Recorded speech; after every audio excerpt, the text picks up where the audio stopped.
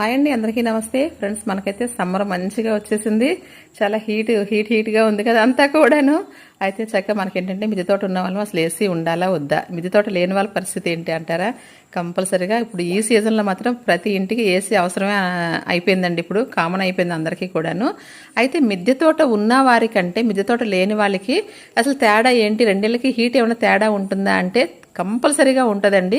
కనీసం ఈ ఇంటికి ఆయనకి 2 డిగ్రీలు తేడా ఉంటుందండి. 2 డిగ్రీలు ఎండ మాత్రం మనకు తక్కువగానే ఉంటుంది.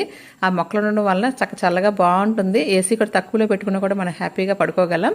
అయితే ఏంటంటే చక్కగా మీరు అది గమనించాలి అనుకుంటే మిట్ట మధ్యాహ్నం 2-3 గంటల టైంలో మీరు ఎవరింటికి వెళ్ళామంటే చాలా వేడిగా ఆవిరి వచ్చేస్తూ ఉంటుంది అనమాట. మిద్దె తోట లేని ఇంటికి వెళ్తే అదే మన ఇంటికి వచ్చారనుకోండి, లోపలికి వచ్చేసరికి అంటారు మీ ఇంట్లో కొంచెం బాగుంది చల్లగుందని కంపల్సరీగా అంటారండి.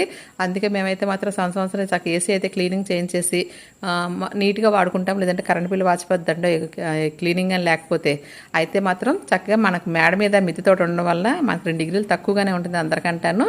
వాళ్ళకి మాత్రం అలాగే తేడా కంపల్సరీగా తెలుస్తుంది. మీరు ఎక్కడికి వెళ్ళినా గమనించండి, ఈసారి మాత్రం చక్కగా తెలుస్తుంది.